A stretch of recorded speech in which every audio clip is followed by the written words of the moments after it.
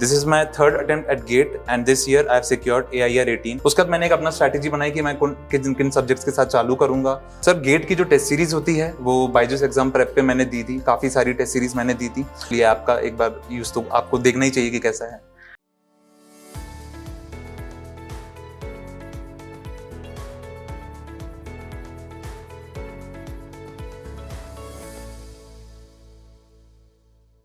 Hello students, welcome to Byju's Exam Prep Spotlight, a show where we bring our achievers here and listen to their inspiring success journey. This is Abhinav Negi, your host for today, and we have here Swastik Sharma, who has secured All India Rank 18 in GATE 2022 Civil. So Swastik, I welcome you. To start with, अपनी preparation journey अपने बारे में थोड़ा सा बताइए. Hello sir, thank you for having me here. And hello everyone, my name is Swastik Sharma. I come from Bhopal, Madhya Pradesh. I graduated in the year 2020 from IIT BHU Varanasi. Since then, I've been preparing for various competitive examinations like GATE and engineering services. This is my third attempt at GATE and this year I've secured AIR 18.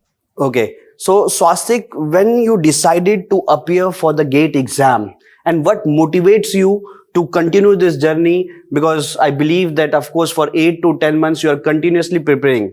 So when you decided that yes, this is the exam I will be targeting, and what motivates you throughout the journey? Yes sir. So sir, I knew about these examinations like GATE and engineering services, and I knew that I will be appearing for them in my fourth year. But then I came to know that I will not be eligible for engineering services examination due to the age limit criteria. So I made up my mind that I will be appearing for GATE examination. So it was maybe at the end of my third year that I started my preparation, the fully fledged preparation for this examination.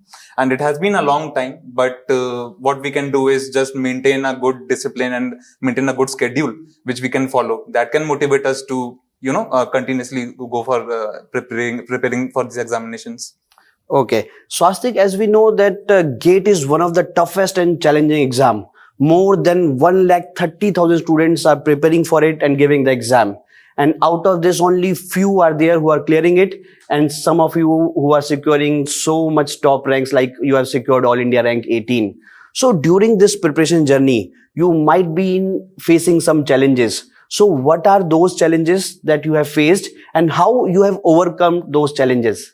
Yes, sir. Sir, first most challenge that I can remember was that at our time when it was 2018 and 2019, there were not much very online helps available. So now we have those after COVID period. We have various coachings running online. So it was only me with my books that I will have to decode them because since my college was in Varanasi, so we didn't have any coaching there, a good coaching there to help me throughout my preparation. So I started slowly one by one subject and one by one book to decode them and make notes of it, because these are very thick books that you have to decode by your own. So that was a big challenge for me because I didn't know that how should I proceed with this examination. So at that time, my seniors at college, they helped me a lot. They guided me throughout my college time. So that helped me a lot. तो स्वास्तिक, आपको Byju's exam prep के बारे में कैसे पता चला? हाँ sir, मेरे कुछ सीनियर्स हैं, उन्हीं ने मेरे को इस ऐप के बारे में बताया था कि यहाँ पे टेस्ट सीरीज हैं, यहाँ पे डाउट फोरम सेशन है और यहाँ पर काफी सारे लेक्चर्स हैं जो हम देख सकते हैं। तो उन्हीं के थ्रू मेरे को मालूम पड़ा था इस ऐप के बारे में। ओके, स्वास्तिक, मैं हमेशा से बिलीव करता हूँ कि जितने भी टॉपर हैं, चाहे वो रैंक 1 हो, रैंक 2 हो, रैंक 70 हो, रैंक 80 हो, सबका प्रिपरेशन स्ट्रेटेजी सेम नहीं होगा। और मैं अपने सारे जो भी स्टूडेंट्स हमको देख रहे हैं, मैं उनको ये कहना भी चाहूंगा कि आप स्वास्तिक से, किसी भी टॉपर से आप हमेशा इंस्पायर होइए, फॉलो करने का जरूरत नहीं है। अगर महेंद्र सिंह धोनी विराट कोहली को कॉपी करेगा तो फिर वो धोनी नहीं रहेगा। Every cricketer is having its own style. तो आपकी प्रिपरेशन स्ट्रेटेजी, आपका वो स्टाइल क्या था जिससे आपको गेट में इतना अच्छा रैंक, ऑल इंडिया रैंक 18 हासिल हुआ? सर, जब वही जर्नी मैंने अपना चालू किया था तो मैंने काफी लोगों से हेल्प ली थी, काफी लोगों से मैंने एडवाइस ली थी कि कैसे इसको चालू किया जाए।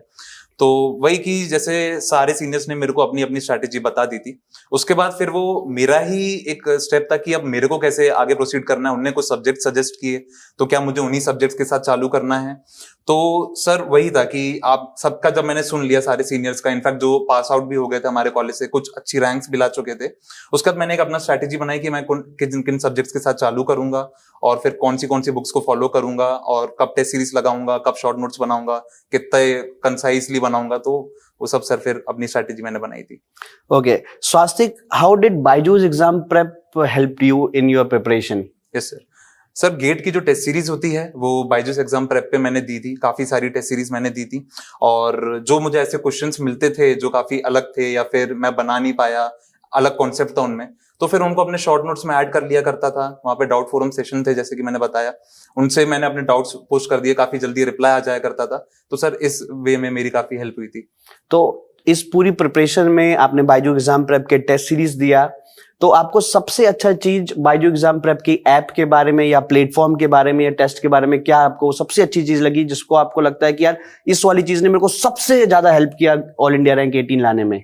सर टेस्ट का जो एनवायरनमेंट था, जो मुझे काफी लगा, सिमिलर लगा एक्चुअल एग्जाम के, कि जो एनवायरनमेंट जो एग्जाम का है, जिस तरीके के सवाल पूछे जा रहे हैं, कहीं ना कहीं शायद वही भी असली एग्जाम में उसी टाइप के क्वेश्चन से, तो उससे मुझे काफी हेल्प मिली।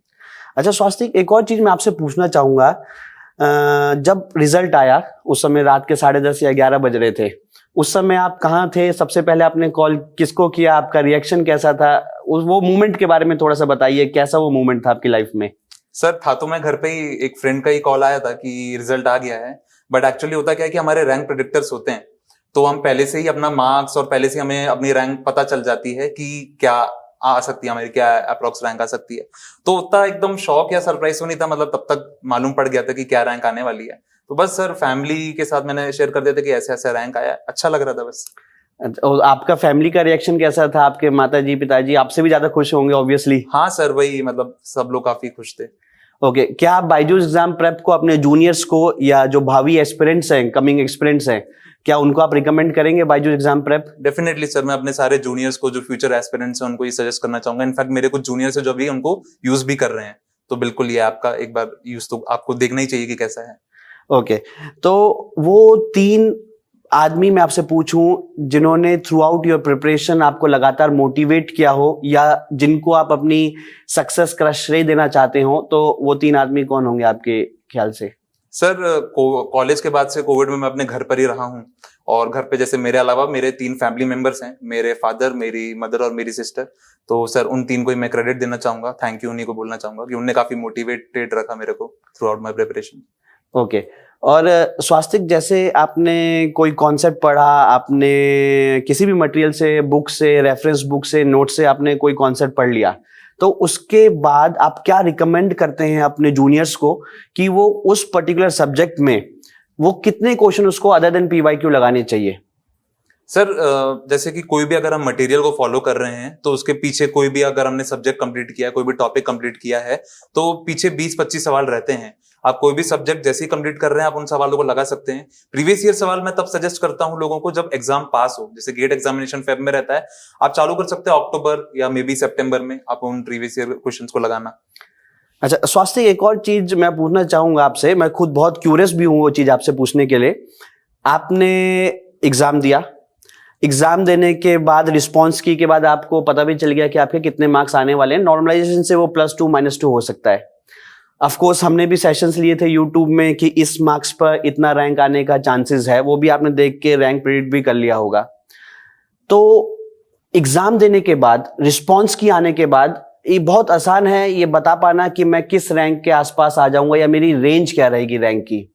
लेकिन इसके विपरीत एग्जाम से 1 महीने पहले या 2 महीने पहले भी आप इतना श्योर थे यार मेरा डबल डिजिट रैंक आ जाएगा। एग्जाम देने के बाद तो फॉर श्योर, क्योंकि आजकल रिस्पॉन्स की है, आंसर की है, आईआईटी भी अपना आंसर की दे देता है, हल्का फुल्का नॉर्मलाइजेशन से इफेक्ट हो सकता है। लेकिन एग्जाम से 1 महीने पहले, जनवरी में, दिसंबर में या सितंबर अक्टूबर में, उस समय आपको पता था कि यार मैं फोड़ने वाला हूं एग्जाम, मेरा डबल डिजिट रैंक आने वाला है या बहुत अच्छा रैंक आने वाला है, उस समय आप श्योर थे? नहीं सर, बिल्कुल भी श्योर नहीं था। इनफैक्ट जो जैन था इस ईयर का, वो काफी अनसर्टेन था मेरे लिए, क्योंकि काफी सारे एग्जाम्स के लिए मैं प्रिपेयर कर रहा था, आ रहे थे, कुछ रिजल्ट्स आने वाले थे, तो उस टाइम तो बिल्कुल भी श्योर नहीं था इनफैक्ट था कि 3 डिजिट रैंक ना आ जाए। 100 के बाहर ना चले जाऊं, तो वो डर तो हमेशा से था, इसलिए प्रिपरेशन तो कंटिन्यूस करनी पड़ रही थी उसकी। तो मैं सारे एस्पिरेंट से यहाँ पे एक बात कहना चाहूंगा, एग्जाम के बाद श्योर होना आज के समय में, क्योंकि रिस्पॉन्स किया जाता है, आंसर किया जाता है, काफी आसान है। लेकिन एग्जाम से पहले श्योर होना, स्वास्तिक जो खुद ऑल इंडिया रैंक 18 लाए हैं सिविल में, वो भी श्योर नहीं थे। लेकिन उनकी यह बात कि वो लगातार आगे बढ़ते चले, अपने दृढ़ निश्चय उन्होंने ठान लिया कि जी हाँ, मेरे को गेट क्लियर करना है, अपना टेक्निकल कॉन्सेप्ट स्ट्रॉन्ग करना है, और वो लगातार उस पाथ पर सीधे आगे चलते गए। ओके, तो आप भी सितंबर, अक्टूबर, नवंबर में जैसे स्वास्तिक ने कहा कि वो श्योर नहीं था, आप में से भी बच्चे बहुत सारे श्योर नहीं रहते हैं, लेकिन वो क्या करते हैं, वहां पर उस अनसर्टेनिटी के कारण डिमोरलाइज हो जाते हैं। इसीलिए कहते हैं ना कि मान लो तो हार है और ठान लो तो जीत है। चॉइस आप ही का है कि आपको मानना है या ठानना है। स्वास्तिक ने ठाना और वो करके दिखाया। और मैं सारे जितने भी हमारे फ्यूचर एस्पिरेंट्स हैं उनसे भी कहूंगा कि आप भी इसी डेडिकेशन के साथ लगातार चलते जाइए, क्योंकि अगर आपने 6 से 8 महीने continuous hard work in right direction कर लिया तो दुनिया की कोई ताकत नहीं है जो आपको स्कोर करने से या ऑल इंडिया टॉप पर लाने से रोक सके। तो स्वास्तिक, मैं आपका धन्यवाद देता हूं, आप यहां पर आए, अपने जूनियर से, फ्यूचर एस्पिरेंट से आपने अपने थॉट शेयर किए। तो Swastik, once again a very big congratulations, you made us Byju exam prep team, your parents proud. A very very big congratulations and wishing you a bright future ahead. Thank you sir. तो दोस्तों, आपने देखा किस तरीके से स्वास्तिक शर्मा ने एक दृढ़ निश्चय ठान लिया था कि मेरे को गेट में टॉप रैंक या अच्छा मार्क्स हासिल करना है, और वो उस निश्चय के लिए लगातार आगे चलते गए, कॉन्सेप्ट पढ़ते गए, टेस्ट सीरीज देते गए। और जब ये सारी चीजें आप करेंगे उस दृढ़ निश्चय के साथ, तो दुनिया की कोई ताकत आपको नहीं रोक सकती है। आप भी इस स्पॉटलाइट का हिस्सा हो सकते हैं, लेकिन वो दृढ़ निश्चय, वो धैर्य आप में होना चाहिए। Thank you for watching Byju's exam prep spotlight. Stay tuned.